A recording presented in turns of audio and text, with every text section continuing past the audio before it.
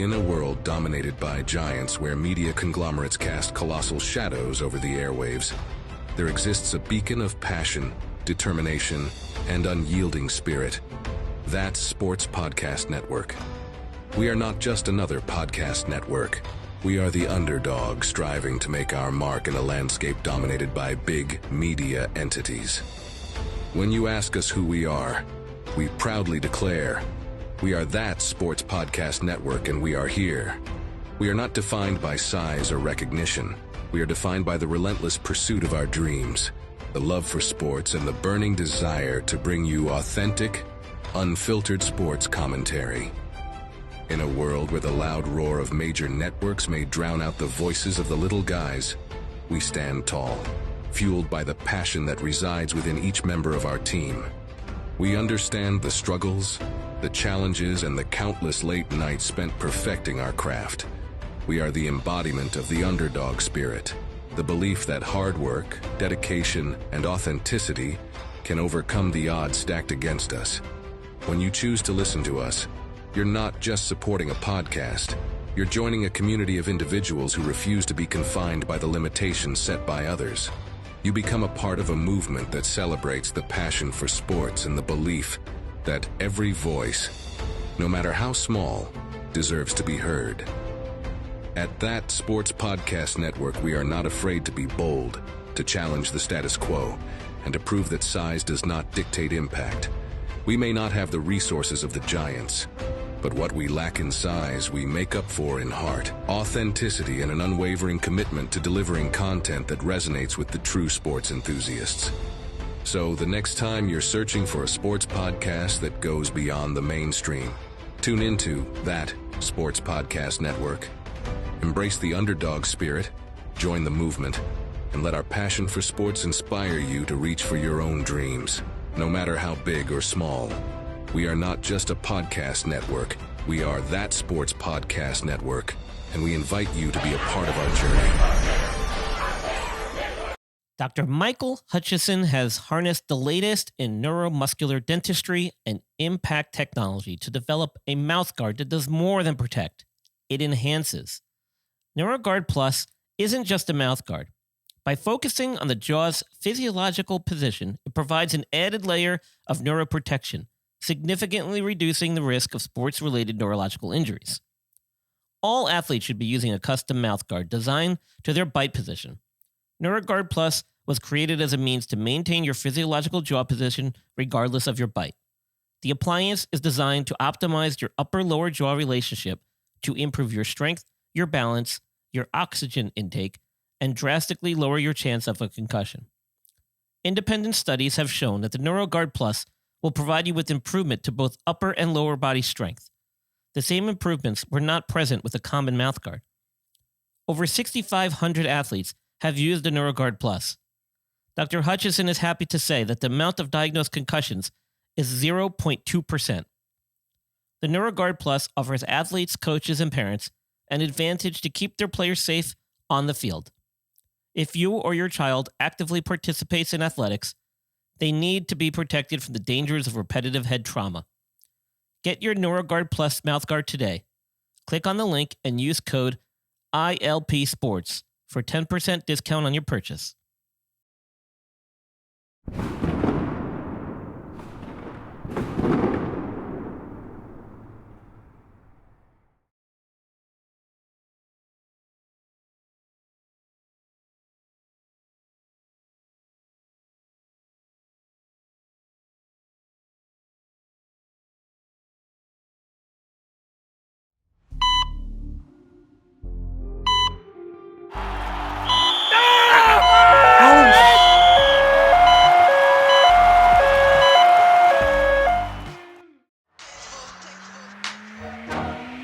Ladies and gentlemen, please welcome the host of the Injured List podcast, Brian Scott.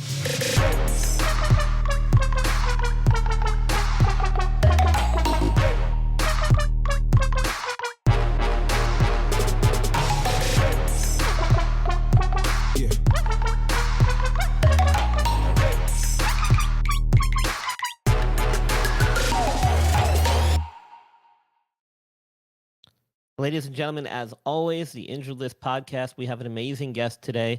Gentleman by the name of Josh Perry, world famous former BMX athlete who faced probably one of the most difficult challenges anybody could face at the age of 21, shortly after the start of his professional BMX career.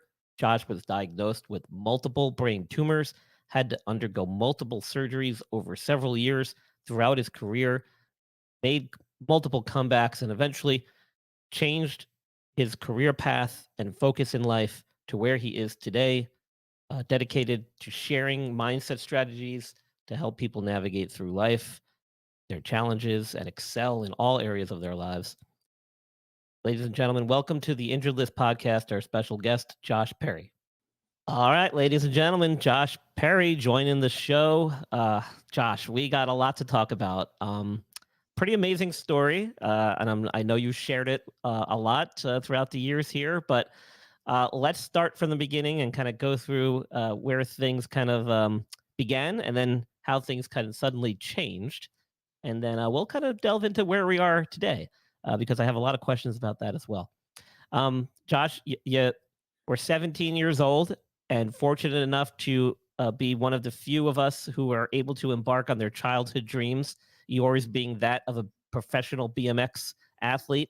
Uh, how did you get into it, and how did you transition into the professional ranks at such an early age? So I grew up playing all the sports possible. I mean, I remember like playing like roller hockey with my dad on the weekends, to basketball in school, to little league, and just was obsessed with sports, and probably helped out because I was a really high energy child. And my dad till this day plays all the sports that he can.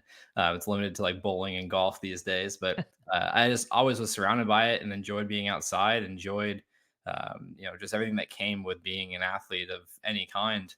And in the late 90s, early 2000s, action sports started taking off with the invention of the X Games. And I was like 11, 12, rollerblading at the skate park, skateboarding, and, snowboarding in the winters, and just got exposed to bicycles on ramps, and BMX bikes is what they were called. And I later learned years later that racing was a discipline of action sports, but a little different. And I never got into that. Would have helped with the bike control and things like that. But yeah, I just was playing all the sports, and then it got to a point where I started progressing with BMX and stopped skateboarding. Rollerblading had been long gone, and then going into high school, there was two moments that really set me on the path of taking an individual sport approach and falling in love with BMX. And that was being scolded by a coach when I was in like fifth or sixth grade. And it always stuck with me because I missed the shot. And I always remember being like, I know I missed the shot. Like I just didn't like the shame and like the guilt of missing the shot, being yelled at as a young child, like whether it was like an extreme version or just what I perceived as a kid, Yeah. with how perception changes. But it was just that always stuck with me. And then my freshman year of high school, I didn't make the school basketball team. That was like my other love and passion was basketball. I had this whole vision. I was going to go to UNC because MJ Sure. went there. I was going to play in the NBA. And it's just those two moments that like it got to this point where I was like, all right, well, I'm not playing basketball this year. I guess I'll spend more time riding my bike on the ramps. And it just, I began to progress so quickly my freshman year and sophomore year that it was like I looked up to some of my friends my same age or even younger than me, and then my level just started, going past theirs. And come my junior year of high school, I had improved and ranked up to the professional level. And back then it was the Do Action Sports Tour was the premier action sports series. Yeah. Like everyone from around the globe would come to the States and compete in 5 different events. I was a kid in high school and I was on the same ramps and the same contests. The year prior, I was watching my heroes on TV, and now I'm Yeah. in this arena, literally competing with my heroes. And from there, it just kind of evolved, which I think we'll get into. Yeah, and now you grew up in Massachusetts, right? Yep, born and Yes. raised Cape Cod, Massachusetts, and it's despite what people think, it's one of the touristy places in the summer. But growing up in a working class family and living there year in year out, the winters are very desolate, cold, Yeah. gray, gloomy, and it's not a vacation spot when you live there. but thankfully my parents had enough. And that's actually, they had enough money to get me a BMX bike because I originally wanted a dirt bike. That was like Oh. something I was interested in. They couldn't afford it, so I got a BMX bike, and here we are. Probably a little safer Yeah, option compared to the two. But, I think Cape Cod Summer Baseball League, that's what I think. That's just kinda yeah, where it's my, massive. knowledge of Cape Cod comes in. But, Yeah. so how did you get now, were you, uh, motivated so much so that you just entered yourself into these competitions, and did they come locally to you? But, I mean, in Cape Cod, you're kind of, like, away from, major cities and major metropolises, like, did the tour come by you? How did you end up getting in the tour? It started at a young age, just like the local skate parks hosted, local events. And then I learned about, just from traveling to like Rye, New Hampshire, which is like 2.5 hour drive on the weekends. Different friends' parents would take turns bringing us until we got our licenses. And my friend Charlie, who was 2 years older than me, he got his license first of all of us. And then we like road trip, things like that. But then we just like learned like there's regional events or there's different skate parks that allow bikes. At the time, like BMX and skateboarding, it was like some skate parks were just certain hours, certain days of the week, and then some were like anytime, just come. So we had to like pick and choose when and where we'd go. But then we just start hearing about other events, and then at the sheet when you're signing in, it's like amateur, flow, which in action sports it means like a brand is hooking up with free product, but you're not on the pro level, and then there's a pro option.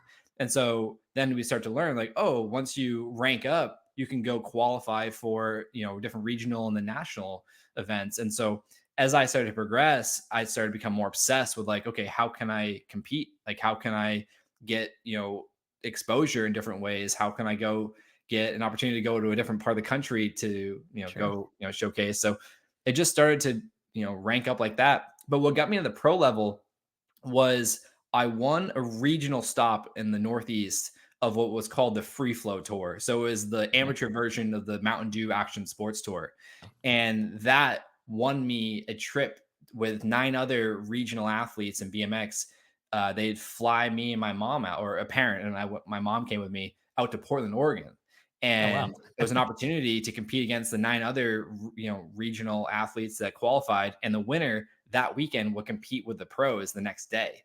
Cool. I didn't win, but that contest is what allowed me to be eligible to qualify for the pro rank the year later. Okay. And then when I made it on the tour as a professional athlete in high school, I would use my check at the end of each event to pay for my flight and hotel for the next event. And then at the end of the summer, I finally made a profit. There you go. That last trip was the only one you Yep. profited off of. Okay. Well, hey, you were smart with your money. You did it right. Learned probably some valuable economic lessons at a young age. Now, I think BMX, and I probably speak for a lot of people out there, I think multiple things. I think number one, the guys that you see in the Olympics a lot doing the dirt jumps, releasing the gate, coming down the ramp. We have a course like that not too far from where I live here in North Carolina, just outside Charlotte. I think tricks. I think freestyle kind of tricks. Like you used to see where guys spinning handlebars, bunny hopping, all that kind of cool stuff, standing on pegs, flipping bikes around. And then you've got like the vert stuff, right? Like the ramps, the half pipes, and all those kind of things. Where did you kind of gravitate towards? What became kind of your niche? I competed primarily, and I mean 99% of the time, in the park course, what we call it. So anywhere from like 6 foot to 12 foot ramps. The what we call the centerpiece of the event is like the box jump. It's got the takeoff, a deck, and then a landing, and then things called like a spine. It's like a up and down ramp, and then the quarter pipes, of course, that range from 6 feet to 12 feet. That was what I primarily rode, trained on, and competed in. And then Okay. I did some like maybe a handful of dirt jumping contests where it's just a jump, a gap, and a landing, and maybe a couple in a row. What you first were referring to is racing with the gate where the riders are all lined up and then the gate drops and they just pedal and it's like Yeah. whoever can get through this, design the fastest, they win. They've been in the Olympics for 4 or 5 Olympics now. Freestyle BMX, this I think it's 2024 Paris will be the second time Oh, wow. freestyle, which for lack of better words to describe it, it's just doing tricks instead of Yeah. just racing. So that was, yeah, I competed in park on the ramps, but I would film video projects for different media outlets or for sponsors. Anything from the ramps to street, which is like kind of like skateboarding, like grinding rails, jumping off things, grinding ledges, and all that good stuff. and then dirt jumping. And I really enjoyed the creative aspect of bringing all those disciplines together. But where my focus was on the ramp competition. So you kind of had to hone your skill set in all the different areas aside from maybe racing, let's say. Yeah, I mean, oh, then you got the vert, like you mentioned, Yeah. and today it's even less accessible for kids. Yeah. But back then, it was there was still events going on. That was a big part of our sport. Freestyle BMX was vert, and it's kind of what kept it alive in the late 80s, early 90s when there was a depression in the sport, was because they'd set up these portable vert ramps in parking lots at stores, and then they would do shows. And they would also have a little box jump with the riders would pedal at and do backflips and all that stuff. But I got to ride a handful of probably the greatest ones at the time that we had access to. A camp called Woodward Camp in Woodward, Pennsylvania. They have them across the country now, and they got one in Yeah. China. Yeah. But then also in Greenville, North Carolina, where I ended up moving to at 17 to train with Dave Muir and the other professionals. He had his old vert ramp there that he, I think, gifted to one of the local riders that primarily focused on vert. So I got to mess around with that. I wish I got to spend more time on that growing up because it would have Yeah. given me a different edge on the ramps, like or the park contests. Sure. But yeah, it's just not accessible these days. But yeah, I really enjoyed all of the disciplines and just being creative on it. But I mainly focused on BMX park, and that's just because that's all I had really access to, and I also Yeah. wanted to be one of the best I could.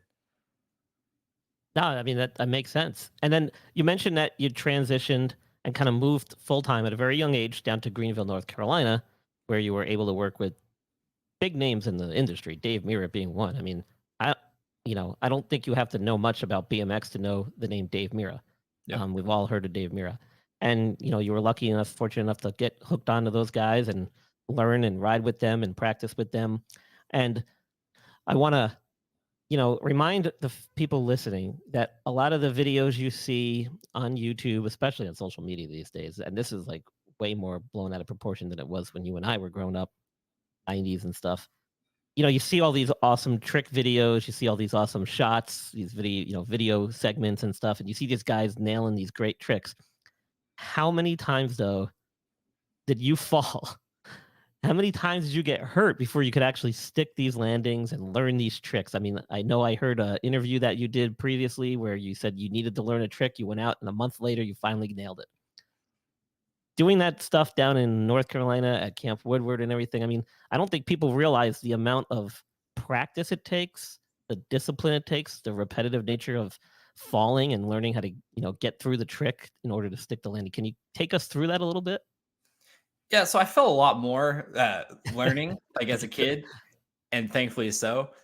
But as you get into different levels of tricks, different levels of riding, and being consistent, it's not as often, but it's still a frequent thing. And it's something you have to accept. And I think that's why it was so great that at a young age I started, which I think most in action sports, and any sport really, most people start at a very young age.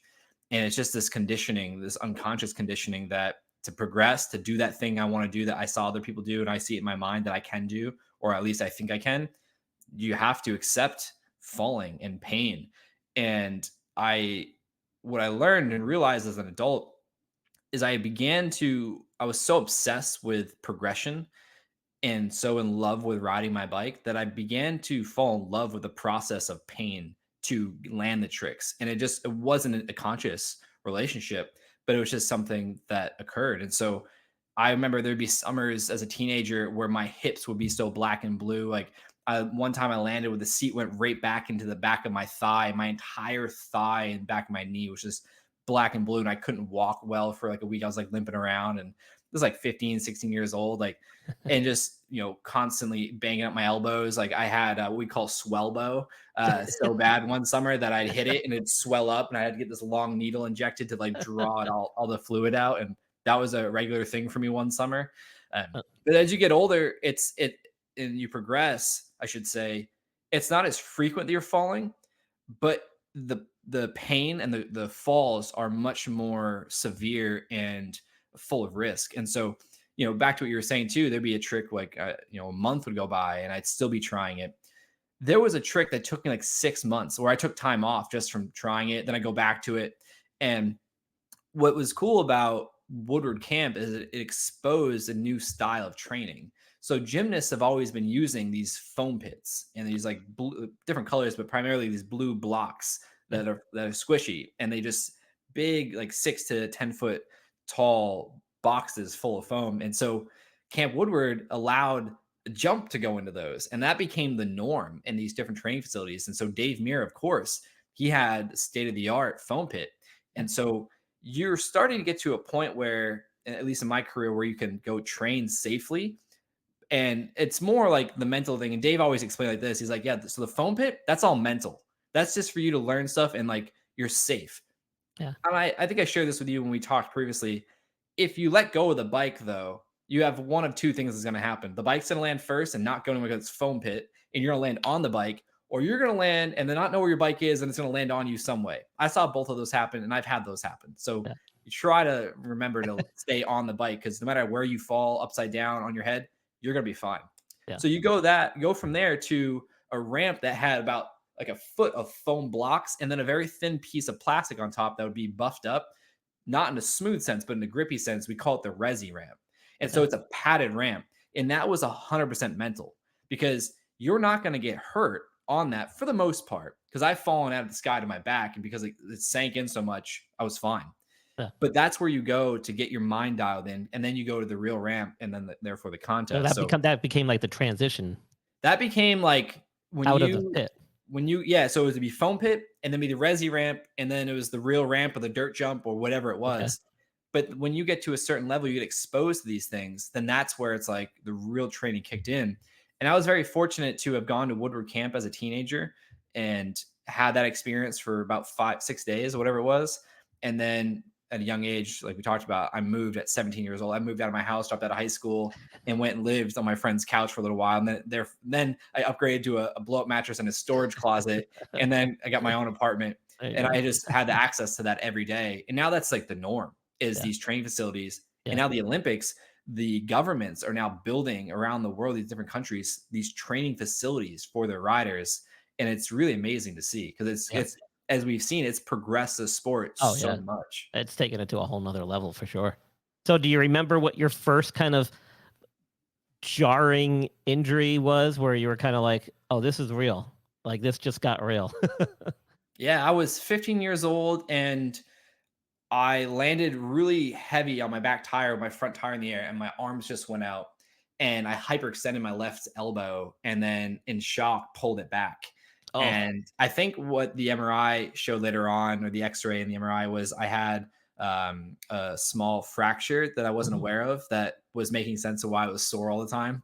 But as a kid, I was like, my elbow pad's on, I'm good, I'm just riding. But that was like, I remember just sitting in the ER, just like traumatized. I was like, my arm was just backwards earlier, and I pulled it back. It was in the winter. I remember that too. And I remember feeling like the bone, it felt like just scraping across each other.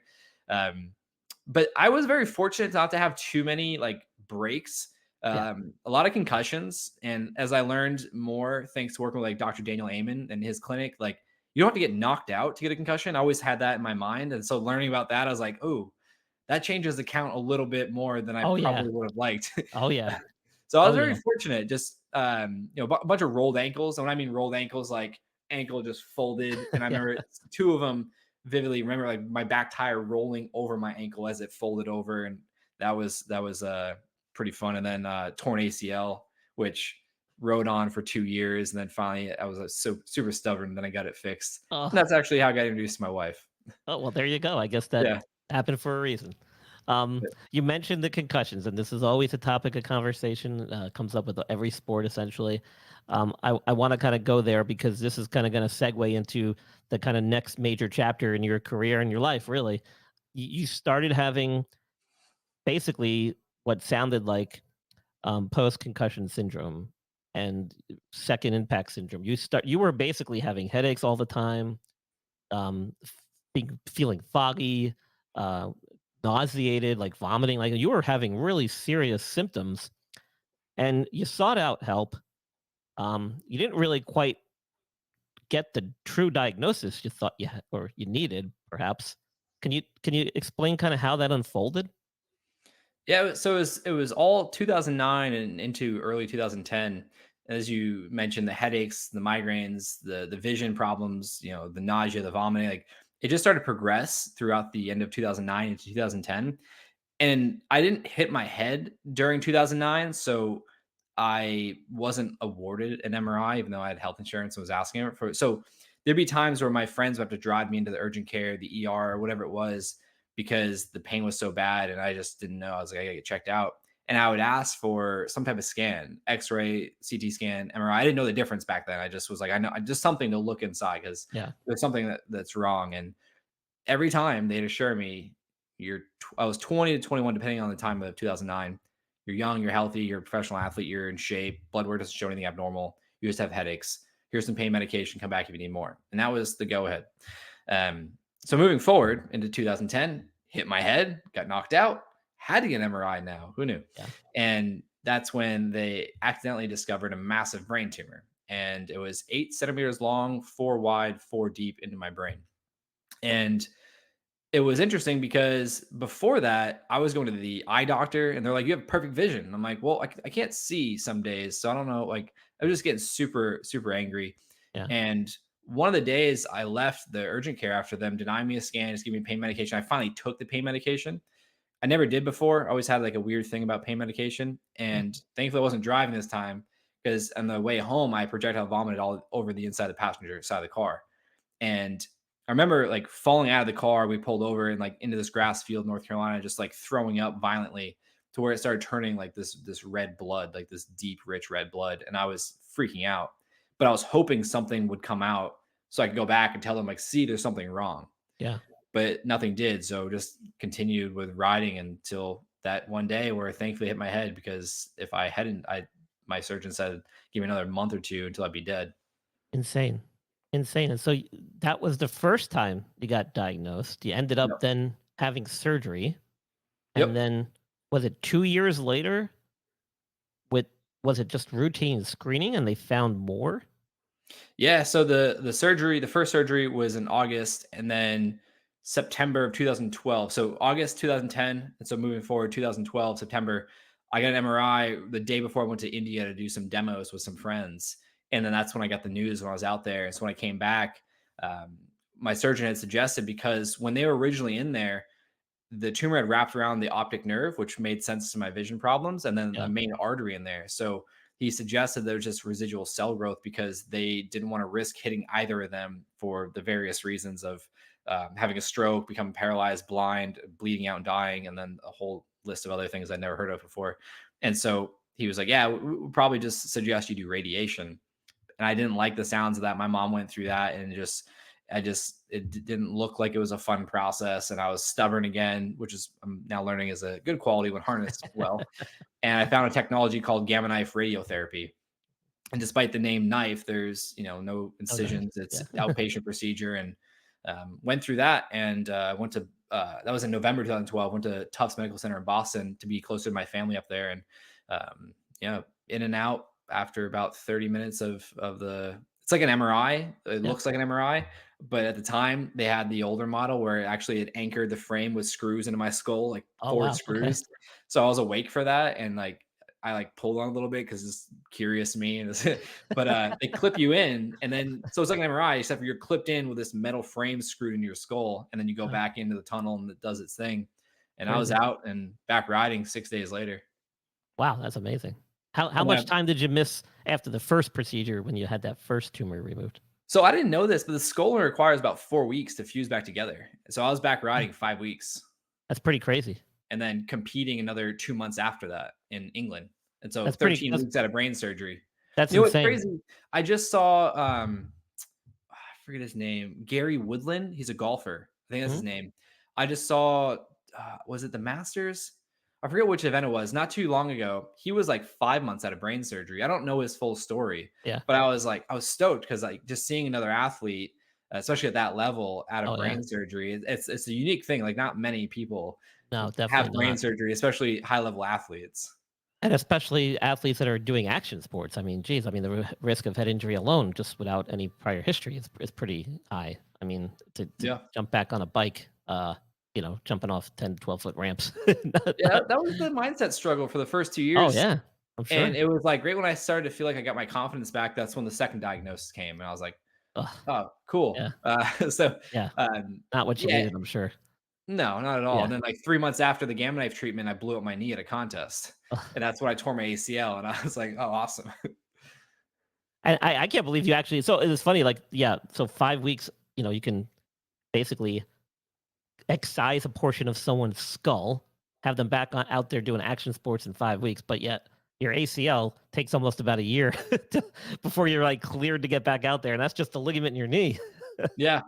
Yeah, it's wild. I was with both surgeries, I just super like I was super interested. I just wanted to learn everything I could about it. So I was watching like YouTube videos of brain surgeries, and I was watching YouTube videos of knee surgeries and animated. I wanted to figure out like I want the hamstring graft based on my Yeah. goals and just looking at some of the research. And I was Yeah, I like, think yeah. that was a great choice, actually. Well, I talked to a lot of friends Yeah. that had, ACL surgeries on both knees, and some went with patella tendon, some went with the cadaver, some went with the hamstring, some ended up going with the hamstring after the cadaver failed. And I was like, I Yeah. don't want to deal with any of that. And No, my yeah, you mindset didn't. was, I don't know where this cadaver is coming from, how they live their life. I know how I used to live my life, and the last thing I want to do is to my body to reject it. So although it was a little bit longer of a recovery, which Yeah. I'll share the details with you in a minute, it was super fast compared to what I've heard before. Yeah, I was watching I wanted to see how they like anchored it in the body, and like, so I was Sure. watching these like cool like animated videos. But yeah, we went the hamstring graft, and it was 3 months and 3 weeks. I got back on my bike, started like what we call pump track. It's just like rollers. Yeah. We had access to one of those, so I was just like out there, just feet on the pedals, tires on the ground. And then a couple days later, I was out in the what we call the rhythm section, so just like jumps, and I was just like a little bit in the air. And Oh, no. then my now wife was my athletic trainer back then, came out and like was just like, "What are you doing?" I'm sure she was, like, freaking out. Yeah. So it was because when my surgeon first told me, he's like, "Yeah, it's gonna be about at least 6 weeks," and I was just like, "Ah, "This is what I dreaded." And then You I mean just 6 months? 6 months, Yeah, yeah, sorry, yeah. 6 months, Yeah, yeah. usually the 6 to 9 months. And so I just was obsessed with everything from diet to mindset to my rehab. And I had one day that I was mandatory, one day off a week to just do nothing except hang out at the skate park, nag Jackie, my now wife, and just like film my friends and just hang out. But yeah, 5 months I had rode my first contest, and That's then awesome. it's Yeah, like, you're like one of those guys that we know you're going to do well, but we gotta get you to the finish line first yeah. in one piece. And Sometimes you gotta pull the reins back on guys like you. yeah, and I committed to the process. I was fully committed to whatever time it took. I was just looking at like my only thing was, what are the milestones? Tell me what the thing is. I don't want to know the time frame other than the time frames of when I can do this, but like I just want to know what are the milestones to hit. Yeah, And what's I that was hitting target? them You wanna see that target up there. and I was Wanna hitting them early. And what Yeah, I think is interesting is so again, I was competing on this blown out ACL for like 2 years. And so I was able to do a lot of prehab like 2 months before the yeah. surgery, get my legs strong, build up the muscle. And what was really fascinating was watching it shrink after surgery and Oh just god, it atrophy. happens And instantaneous, yeah. just seeing all that and then having to work on like getting like the whole brain muscle connection going and firing them. But I just was hitting them and then earlier and earlier. And I was going to PT twice a week, and they were like very like, "Are you okay?" And I'm like, "Yeah, I've been doing this for 2 weeks with my trainer. Like, what are we doing? Like, I need to be pushed." Yeah, And so very fortunate to be surrounded by the people I was surrounded by at the time. But I just kept hitting these milestones earlier and earlier, and then I got cleared to ride. yeah, that's awesome. Um, and then fast forward, was it 5 years from your last tumor in your brain, a couple of years following your ACL reconstruction, you're peaking now. You're like, I can't be stopped. Your career's taken off. You're probably having some of the best results and performances of your career. And then what happened then? So 2016, I had my best year ever competing. I think I had, yeah, I'd gotten 10th in the world rankings, and it was came down to the last contest. So this was a year after. So let me be clear.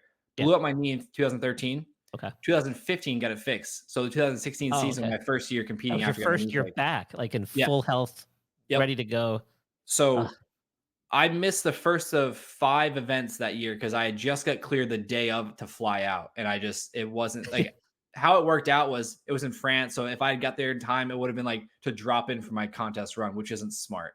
And right. Yeah. so I was able to compete at 4 of the events to accumulate points. And it Gotcha. came down to the last event in China when my friend from Costa Rica and I were just sitting there waiting to see how we ranked because I knew I had to beat him no matter what. I had to beat him by 2 positions to get top 10 for the world rankings. And I ended up doing that, and I was stoked because I had put so much into this recovery. And as you know, like it's an athlete's like worst dream to blow out their ACL. Yeah. And along the way of recovery, like maybe 2, 3 months in, I find out 2 things. One, my main bike sponsor is now letting me go. That's a whole long story that I'm going to save, but it ended up helping me in the long run. But at the time, I was like Yeah. devastated. And then the other thing is, I found out Dave Mirra had killed himself that year, like in February 2016, and that emotionally broke me for some time. And I'm Oh, still yeah. doing my recovery, my rehab, and so I, yeah, I don't know, like what I didn't know what to do at the time. But then I remember like seeing one of these, people are sharing photos and quotes of his all over the place, and one of the quotes that he shared when it was, first 5 years winning X Games golds and all these different divisions. Like, how do you do it? He's like, well, you do the homework. The test is easy. And so I was like, that's it. So I just got back to my process of rehab and just working on the Nice. mindset and had my best year competing that year. And then getting ready for the same series and starting 2017, I'm doing an ESPN article or interview for an article, and I get the news and they actually quoted me in it because we're like halfway through it. It took a couple days just going back and forth on things. Yeah. And I get the news after an MRI that I had a 3rd brain tumor diagnosis. So to be clear, the first one, massive tumor removed. 2012, gamma knife to treat 2 small tumors, now have shrunk a little bit and then stabilized to this point. And these This were all in different locations, correct? Within the brain. So the second diagnosis, the reoccurrence, the 2 smaller ones was on the same side, the left side. Gotcha. Okay. Now, 5 years later, 2017, this 3rd diagnosis reveals 2 additional ones, but now on the right side of the brain. So I'm living with 4 brain tumors at the time, and we're just going to monitor them at this point. And I'm like, all right, well, they're like, if nothing, you don't have any side effects or symptoms, whatever, just do what you're doing. And I was like, all Yeah. right, well, I wouldn't have known other than the MRI, so I I guess was I'm gonna good. say that was my next question. You weren't actually even feeling anything. These were No. just routine, regular screenings that you were probably undergoing like annually by this point.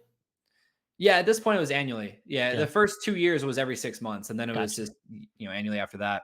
And so like, yeah, as long as you're good, like keep doing your thing. And I was like, all right, well, I've already been working on getting a rock solid mindset and just focus on my process, getting really into metabolic health and learning about like just everything from getting good quality sleep to different exercise to how ketones can help repair damage in the brain and just different energy pathway and all these different things.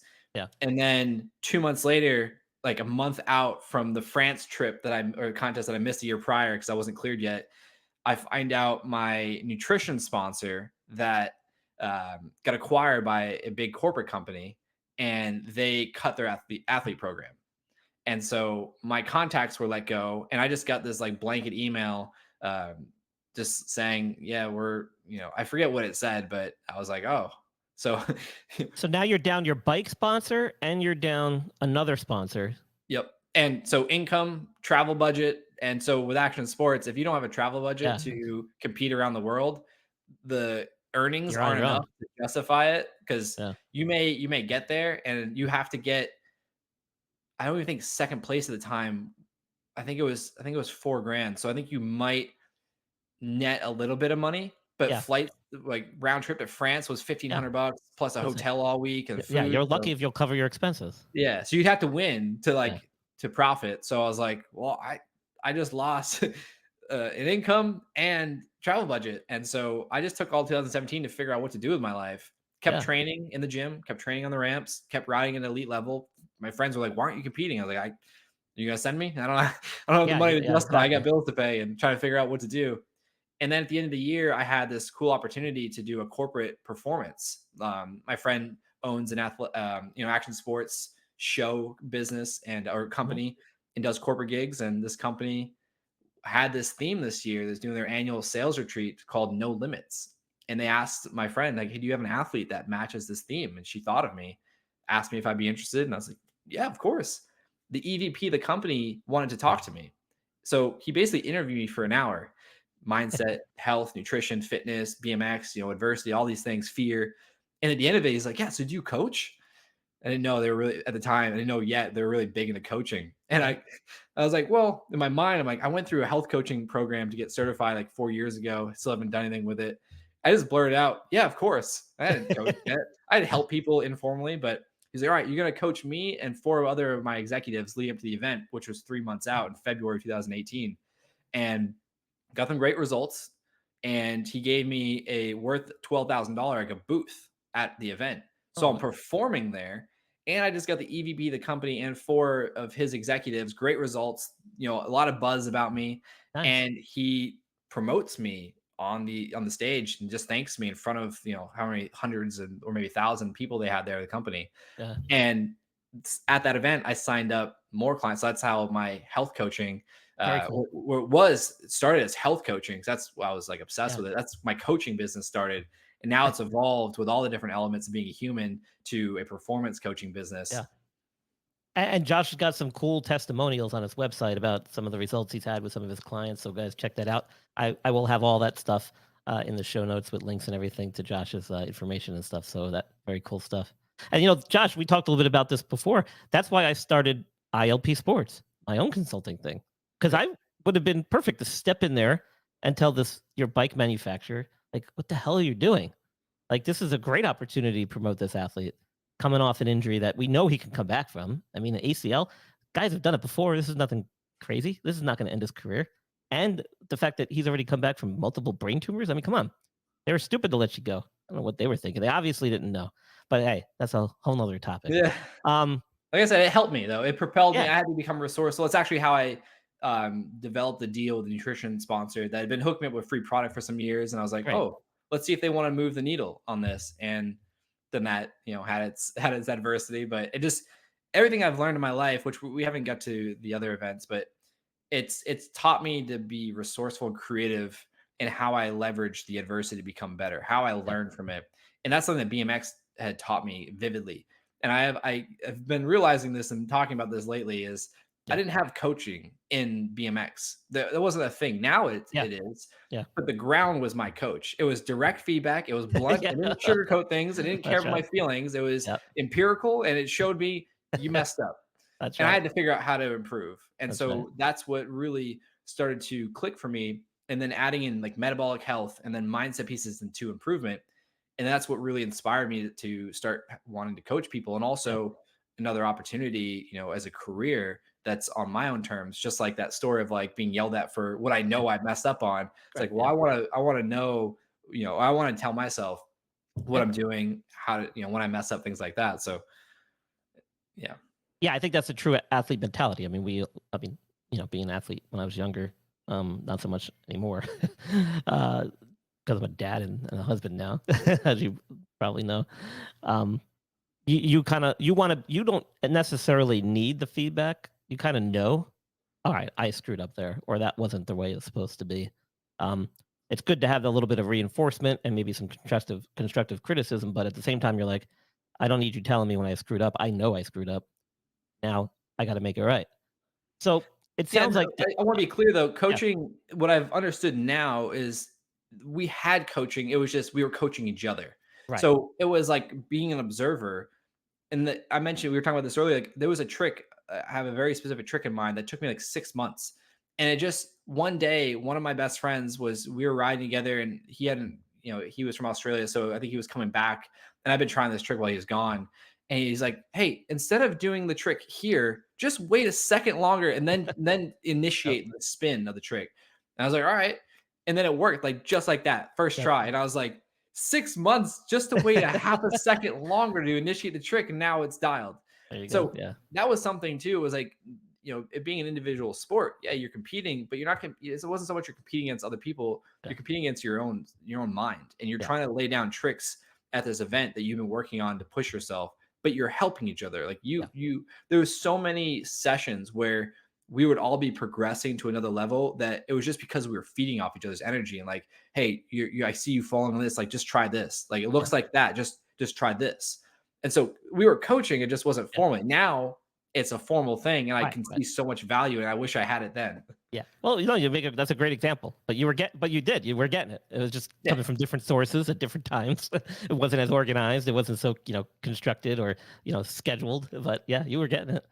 So was that opportunity where your friend brought you onto that company, was that kind of the turning point for you as you transitioned out of BMX? Where did things kind of hang in the balance at that point when you had found this new tumors, you had two more on the other side, you weren't sure what you were doing, you took time off, you had this opportunity to do coaching and stuff, you started getting into that. Was that kind of the moment when things kind of started to shift away from being a professional BMXer and now to what you're doing today? It was another year and a half to where it solidified. And what I mean by that is, so February 2018, signed on some more clients, and I was like, all right, this is what I'm doing. Like I had stepped away from all sponsors, performances other than like unique ones like this. But my income was strictly coming from coaching. And then 2 months later in April, I got asked to speak for the first time at University of Florida. And I was like, who am I? Like imposter syndrome, like crazy. And but that's what started my speaking career. And 2018 was just full of like curiosity and pushing to see what else was out there and just trying to grow this new thing. But I was still in the known familiar self. Like my identity was wrapped up so much in what I did. I didn't know what else to do. So my days looked the same, except for now I was hopping on client calls when I would normally just be hanging out. So I was going to the gym in the morning. I was training either right after or late in the afternoon. And I was doing coaching work in the middle of all that. And then I was working on speaking and so trying to write different speeches, new stories, all this stuff. And I just was lost, but I was on this new path. Yeah. And then 2019 was about the same. But in June of 2018, I found out that my younger brother had killed himself. So that was another challenge I had to navigate. So at this point, I'm just like emotionally broken for a little while and just confused because like my hero and mentor, Dave Mira, he killed himself 2 years prior. Now my younger brother killed himself, and I'm still here. And I'm trying to figure out what the meaning of this is. Like, for what purpose am I still around? Of all those things I've been through, I'm still alive. And I chose the purpose of what I do today. I was like, all right, so my purpose is to help people. Like I'm passionate about these things. I'm open to sharing, which many people in my situation back then and now aren't open to share for whatever reason. And I respect that, but I'm very much open to that. But I think it's because I'm clear on my purpose. So 2018 and 19 was just more so how can I fulfill this? And I was just fueled by that. But I was still riding, I was still training, I was still progressing, but I wasn't competing. I wasn't doing anything with it. Right. It wasn't until January of 2020 when I was at a what's it called? A retreat that my friend was putting on, and a former wide receiver for the NFL was there. Name's Jimmy Ferris. Him and I get to talking, and he was, he had gone through neurolinguistic programming training, and was like doing these, workshops and, speaking. And I clicked with him. I asked him a simple question. My friend put us together in the same room, so we got to spend more time.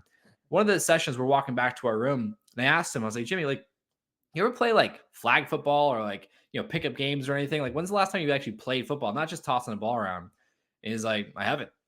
How quickly he responded and confidently, it clicked for me. And I was like, I'm still dipping my toes in the pool of BMX, and I wonder why I'm having so much imposter syndrome with coaching and speaking and stress, and like I'm not progressing because I'm like so like my focus is split. So January of 2020 was the last time I rode my bike, and that's when like the full all in to what I do today started. And even to today, you haven't ridden your bike? no, yeah, it's been what's it, May 30th, so yeah, almost a year and a half.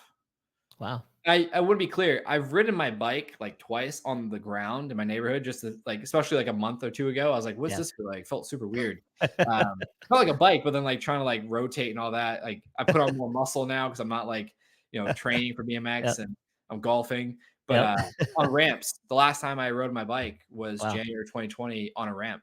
Wow. That's amazing. Yeah, and I mean, it's so interesting because I was just thinking about it this morning. It's like being on this side of it now. And when I was 17, like I'm gonna ride my bike forever. And if it doesn't work out, I'm just gonna do whatever I can to make it happen. And now I'm like, oh, like it's so like I'm very fulfilled. I enjoy my life, I enjoy my work. It's my calling. And I've Yeah. realized that and I choose to believe in that. And it's so rewarding to help people and to have conversations like this with like focused people is what I like to say. Mhm. People focus on improvement, people focus on community and helping community grow and become better. And it just reaffirmed my decision in May of 2021 where I had a seizure in my sleep. And then four brain tumors there. And now a fifth brain tumor is in my frontal lobe, about a golf ball size. And when my wife came into the emergency room and the look of concern on her face, another realization occurred to me that I need to continue not ride my bike anymore because the decision to continue riding my bike, it's selfish because with all that I've been through and that I don't need to do it, I didn't realize that, of course, my parents were concerned of just injuries as a child, stuff like that. But then with all the things that continued to happen with my brain, whether I hit my head or not, I'm just putting myself at risk. And that's selfish because other people are at the effect of my decisions. And it didn't click until that moment. And so that's when it solidified for me is like, all right, this experiment to figure out who I am without BMX attached to my name is now my new way of life. But it also expanded my mind to a whole nother level because I went into awake brain surgery with Dr. Quinones at Mayo Clinic in Jacksonville. And that was such a profound learning moment because I had to participate in my surgery, but then realize different parts of who I am because I was pushed to different levels. Yeah. Amazing. That type of surgery is out of this world. Um, and so, how did it go? What are you still dealing with now? I'm super fortunate. I mean, so a year after recovery went well, the surgery went well. Good. I was back golfing a month and a half later, a month later, whatever it was. Took this one a little bit more chill than the last one. Um, I'm very fortunate that I haven't had any issues with the surgeries or the gamma knife treatments. But a year after, it was January of 2023, a month before my wedding, I found out I had two more occurrences pop up, but very small. They caught it really early and still in the meninges layer of my brain. And so went through a second round of gamma knife. And I don't know, yeah, right there is the mask this time, not Oh, the oh, frame okay. anchored. That's actually my last year's helmet from Nice. competition. We did like a cool wrap with my name and everything. But went through Gamma Knife again and then got married a month later and Cool. I'm good now. So very fortunate because I've met a lot of people that are not able to live life on the same in the same manner as they were before, whether it be mentally, verbally, physically, headaches, seizure activity still, Yeah. different things like that. And it's just another reinforcement of being grateful to be alive and the people in my life that aren't that were very meaningful to me and what could have happened in my life. And so that's something that I think about often and that is the fuel to why I do what I do. And it's evolved, of course. Yeah. Now my wife and I are thinking about having, starting a family. So the purpose is starting to evolve, but it's still that same purpose of I want to help people avoid suffering. And I know if I'm able to learn from what I've gone through to improve, that other people can as well, especially with someone like myself wanting to help them. And I just very fortunate to not have any complications from all of the things I've been through. Yeah. Yeah. You said it, man. And it's truly amazing. Because I see it every day in my line of work. I see people with very insignificant injuries, musculoskeletal stuff, when compared to what you went through with all your tumors and still kind of dealing with. And Just those kind of minor musculoskeletal stuff can sometimes change people's trajectory and cause some ever long lasting side effects and change the course of people's careers and lives. And then, but look, comparing that to what you had to go through with your brain, it truly is a miracle. So, thanks for sharing all your experiences and stuff. And, one thing I really wanted to ask you, because I know you have a relationship with a mouth guard company. I do too as well, mostly to help prevent against concussions and stuff. How important was your protective gear throughout your career? Can you speak to that? Because I know a lot of young people might watch the show and they kind of take it for granted. I think still, and we see a lot of these high profile guys that constantly spitting their mouth guards out or not even wearing them on the field of play and very nonchalant about it. But how important has that been throughout your career? So I always rode with a helmet when I was on the ramps, and there was times like riding street. It was just like I for a lot of my younger career didn't, because it was like, oh, it didn't look good, it like didn't look cool, or things like that. But then later on, I just especially after the first brain surgery, was always a helmet. But then it evolved to like also wearing a mouth guard, and just what I learned about its support and potentially reducing concussion, things like that, but then also protecting your teeth and things. And funny story, in 2016 I over rotated a spin and I landed and hit my chin off my handlebars, and if I didn't have my mouth guard in, which went to my molars, I would have bit my tongue clean off. I bit it in half. And Oh my so that god. was, I don't think, a an expected use of a mouth guard, but because my molars couldn't chomp all the way down, it only Oh, came like a little bit.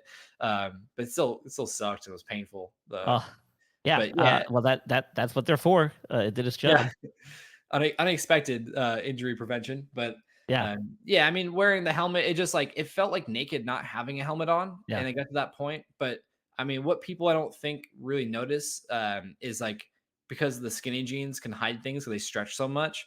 I had ankle braces on, and then shin pads and knee pads, Oh but it wow. was Okay. always under my pants. And then I also wore compression pants as well. So I put the compression pants on first. I think the brand I was using back then was the brand Skins. Okay. And just because what I learned about what the stitching in them and like how they did a bunch of stuff, I forget now. But I Mhm. always put those on, and then my pads underneath, and then my pants on top. So it just felt like naked without them. But then Yeah. also like I just destroyed my shins growing up from slipping pedals, and the pedals just like ripping through my Yeah. shin. Yeah. So if like you look at my shin bone, you can see all the scars, of course, but you can see like the indents, and then like rub your finger down, like you can feel everything, and it's just like all jacked up. But yeah, helmet mouth guard, that was just like, I'm not riding if I don't have my Yeah. helmet. There was times where I was like, oh, I forgot my mouth guard, or whatever happened. I was like, I'm just gonna take it easy today. But yeah, it was always really important. Like that's especially after, this is something I realized too. Someone said people don't realize how much they value their life until their life's almost taken. And I started to think about this with health and why I'm so passionate about health, why it's so Yeah. frustrating to get people to take their health serious. We don't realize the things that we value in our life, how important they are to us until they're almost taken from us.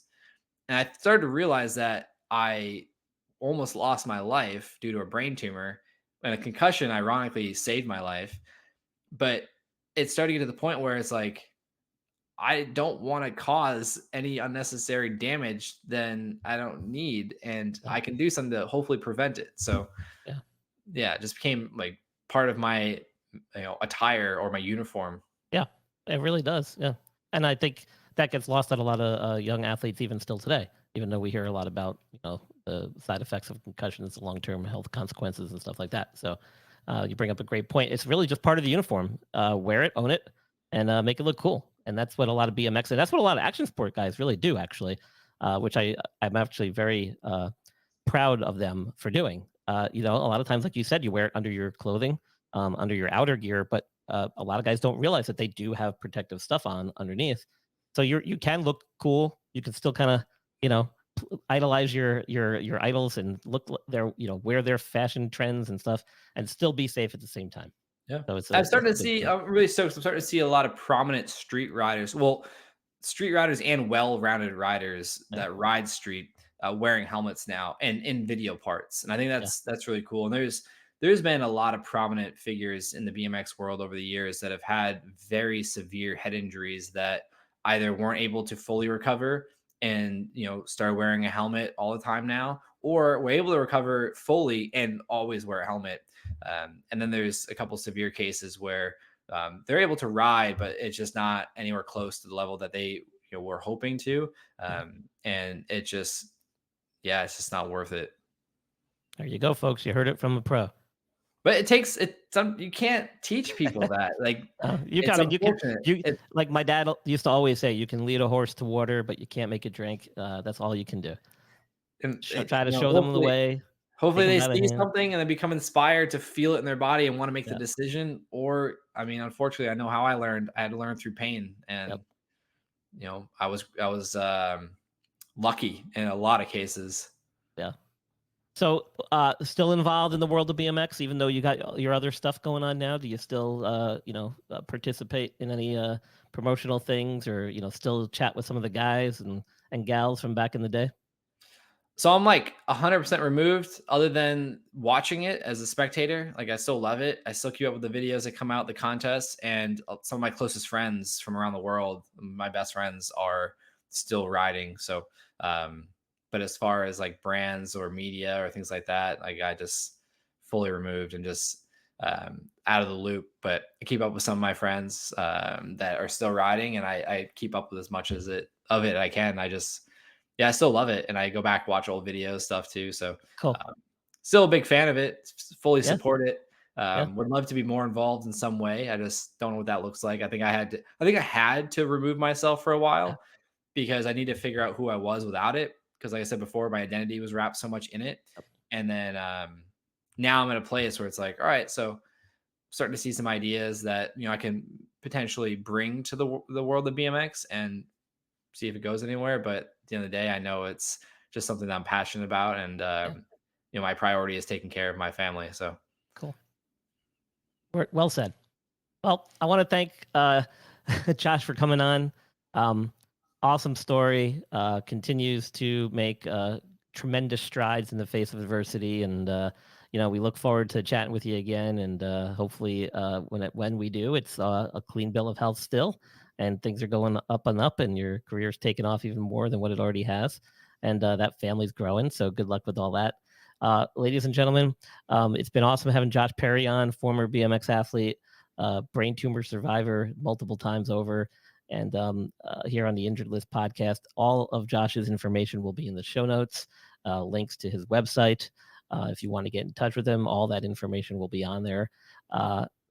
Josh, I can't thank you enough for coming on the program and sharing your story with my listeners. Yeah, man, I appreciate you having me. I've enjoyed both of our conversations, and I'm in the midst of packing right now, moving back to North Carolina, not too far from you. So maybe next time we get together, we'll be in person, and we'll get Marcus to join us. And there you go. I know who connected us, so shout out to Marcus. Yep. But yeah, I appreciate you having me on and being down to share my story. All right, thanks again, Josh. And yeah, we'll definitely take you up on that for sure. Ladies and gentlemen, Josh Perry, you're listening to the Injured List podcast at Sports Podcast Network.